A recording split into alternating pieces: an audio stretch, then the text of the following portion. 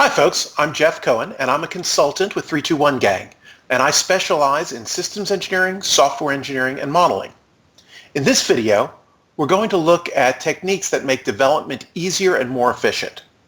My suggestion is that you watch this video now and then come back to it at the end of this series after you've seen some of the other modeling techniques so that you can put it all together and put it all into context. Here's a little of what this whole video is going to be about, the agenda. My goals here are so that you can understand a little bit about iterative development and, more importantly, iterative development in a model-driven development environment.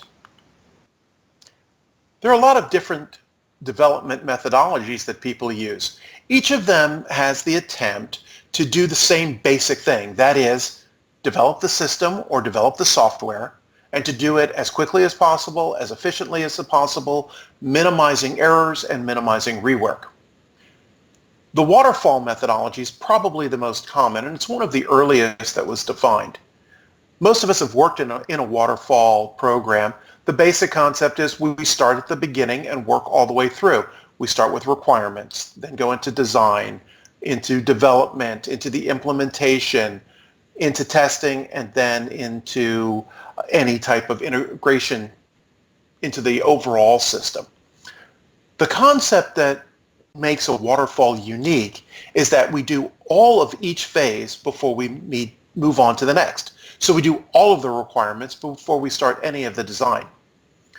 While that was an interesting idea, in reality, it doesn't work very well. And the reason it doesn't work very well is because it would be great if we knew everything about everything before we were able to move on to the next step, but we don't. So as we do our development, for example, we learn that we missed some requirements, or some of the requirements needed more detail, or something like that. This is why it's common for people to use iterative development techniques. As a matter of fact, below waterfall on the list on the left, all of those techniques are iterative. In an iterative technique, the basic concept is that we start with some part of the cycle and we go all the way through until we're back at the beginning again, and we do a bunch of these microcycles. As a matter of fact, I'm going to talk about macrocycles and microcycles a lot as we get on. But before we do that, I need to define some terms. So process versus procedure.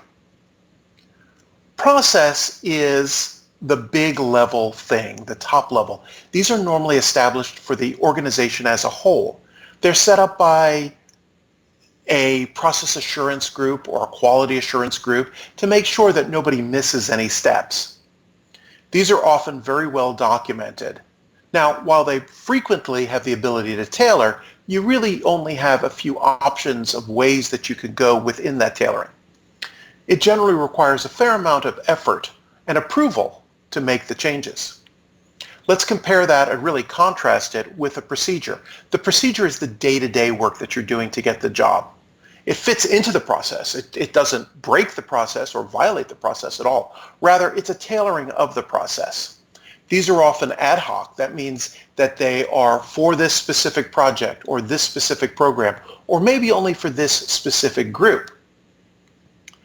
That tailoring is generally done by the group itself so that they can react quickly to things that they find don't work well, or other things that are needed, or things that change because of where they are in the development life cycle itself. Now, it's the mark of a mature organization that the processes are going to be defined and tailorable. If you're working in a well-regulated industry or in an organization that cares a lot about CMMI or ASPICE or similar maturity model ranking, then you need to make sure that your procedures all fit into that greater process. I like to talk about goals by role because it helps us understand more about where our colleagues fit into what we're doing and where they're coming from. So let's start with the organization. Now, the overall organization has a goal to produce product or service or project, and its goal is to do it as quickly as possible, to have no more than the maximum acceptable error rate, because we know that even in theory, it's possible to have software that is error-free or systems that are completely error-free. And even if they were, expect that the system is going to change as we go through its life cycle and have to customize it. So the organization wants to be able to do that customization with as little work as possible so it can maximize its effectiveness. They also want to do things as cheaply as possible, and they want to avoid rework and recalls. Now, a team is a small organization, but it's going to be something specialized. So it's your group of 7 to 15 people that are working on a specific piece of the pie. The team's goal is to meet its schedule as dictated by the organization. Generally, a team doesn't know everything that has to be done, and they don't know all the requirements when they start. So there may be several different options that they try. Those options, you want to have them fail fast, fail often, and move on until we find the acceptable set of parts that are going to be deployed in the final version. The team wants to be able to develop its code easily and, again, develop it as error-free as possible. When we get to the individual developer, and having done lots and lots of development myself, my number one thing is I want to get my work done, have it as high as quality as possible, and I want to do that with as little interference from the people above me and below me as possible. I'm just trying to get my job done each day. Now, a group we often forget about is the test teams, and these could be a quality assurance group, it could be a dedicated test team, it could be other folks on your team that are doing the integration. In any event, the testers want to make sure that things are done right, that the system works right. That means that they need to know what the right things to test are. Not the easy things, but what's important to test. They also are the ones at the tail end of a waterfall, which means that they get whipped around. And we know that the only thing that doesn't change in a waterfall is the deployment schedule. So what happens if development takes longer? You have less time for testing. So the test team wants to be able to do as much testing in parallel as possible. That means that your handoffs need to be as easy and well-defined as possible. At this point, I'm going to give you 4 quick tips for developers, whether you're a systems engineer or a software engineer. These apply. And these are things that we've learned through lots and lots of experience, not just mine, but a lot of other people. Number 1 is design a mile away, but develop at your feet. 2 is interfaces are everywhere, so use them. Number 3, iterate, iterate, iterate. And 4th is fail fast, fail often, correct it, and move on. Let's start with the first. So the concept here is that when we're doing a development, we want to only develop what needs to be done for the individual project that we're worrying about right now. However, we don't want to close out options. We want to keep things open because 1, we know there are going to be changes, and 2, we know that later on, things that we're building now are very likely to be used for other purposes too. How do we do that? Well, in our implementation, we want to use interfaces, the next step. We're going to use, in the software realm, base classes. In the systems realm, base parts. And these base parts are the good generalizations that have the interfaces attached to them that let me customize as I go through to later, but that customization doesn't affect the other users of my system. Most importantly, from my point of view, is we want to visualize these classes. You know, in the last section I talked about why model, and I talked about the problems with text-based documents. Even when you have to deliver them, text-based documents alone are difficult, whereas a picture is how engineers and technical people think, and it makes it easier for them. So here's a perfect use of that. When we're doing this planning, put our base classes on a class diagram or an IBD or a BDD. That lets us see refactoring opportunities. So why does this work? Well, The first one is the specific concrete implementation does not affect other users and other logic.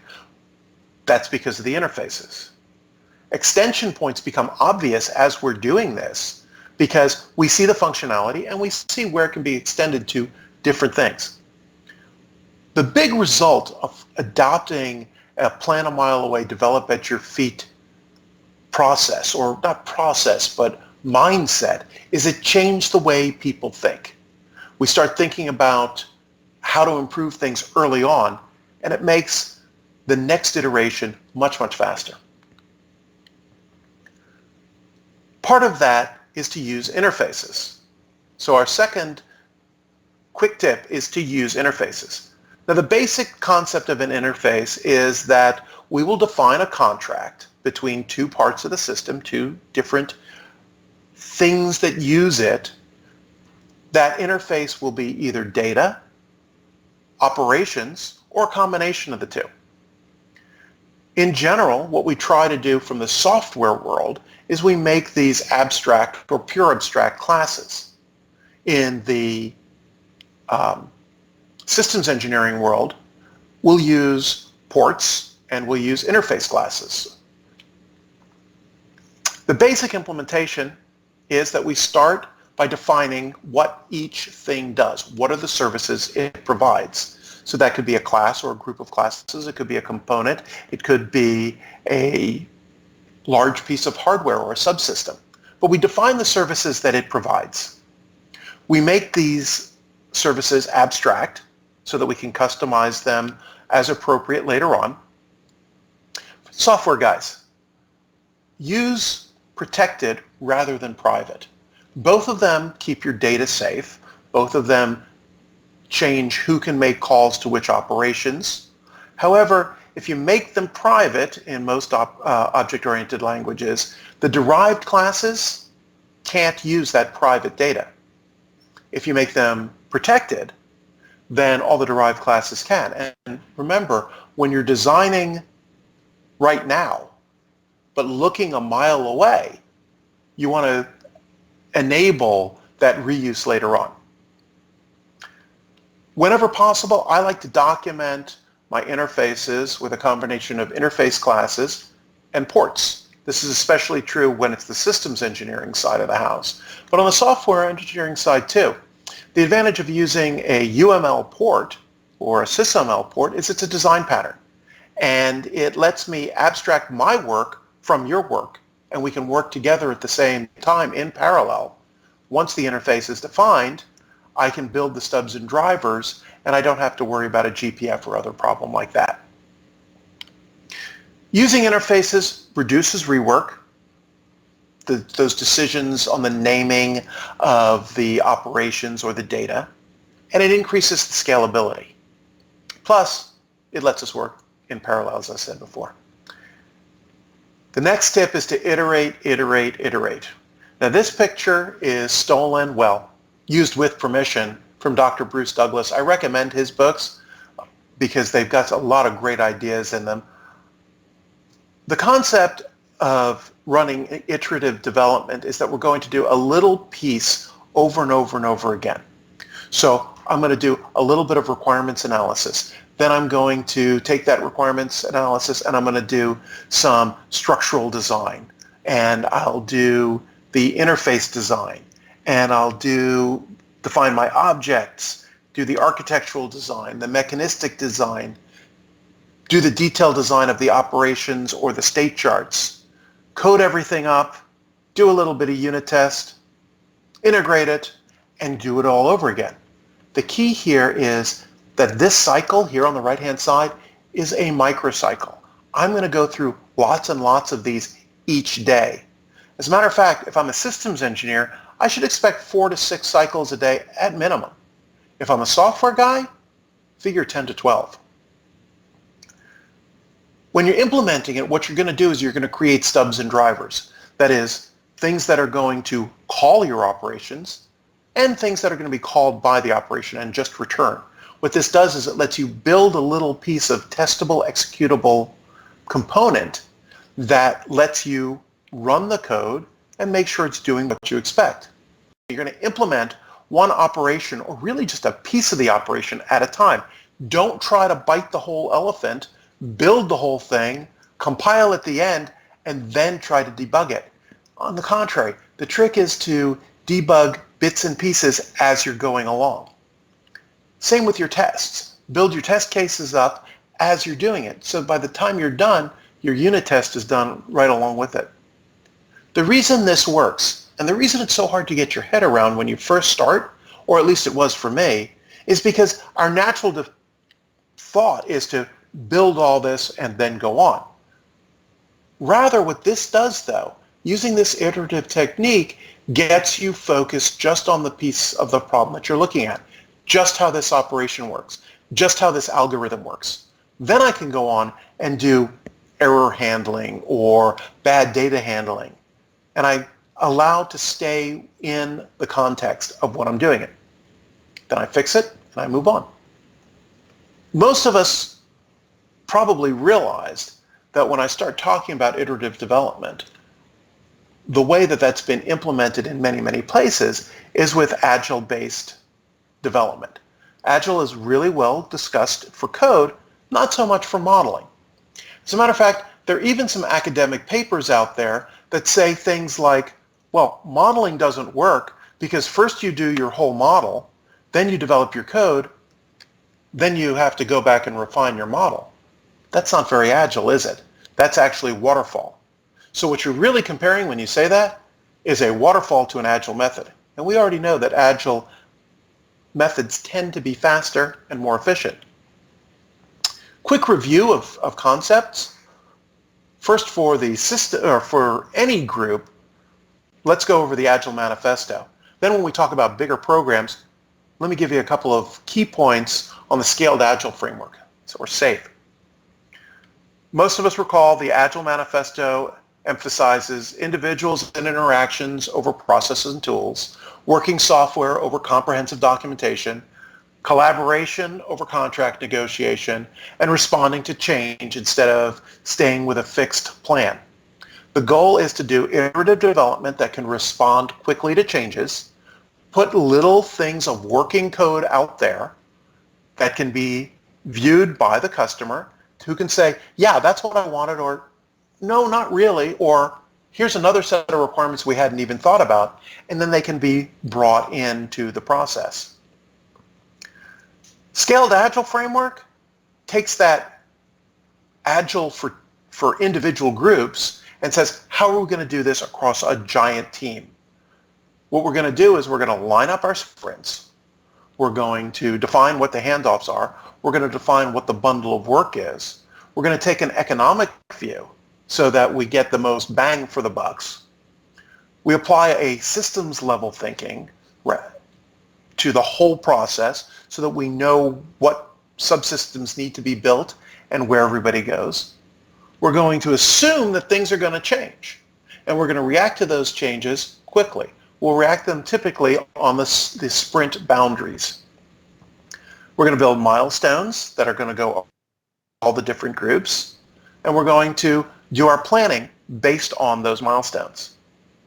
Key here is that third from last bit is that we're going to apply a cadence and we're going to synchronize that cadence across the domain. We're all going to start our sprints at the same time and end them at the same time. So I'm going to review one specific Agile method, but really this applies to most of them.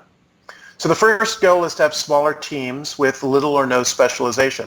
This first point has always kind of bothered me because, especially when dealing with real-time and embedded systems, different people do tend to specialize a little bit within their domain. So I may be a real specialist in I/O or a specialist in filters or something like that.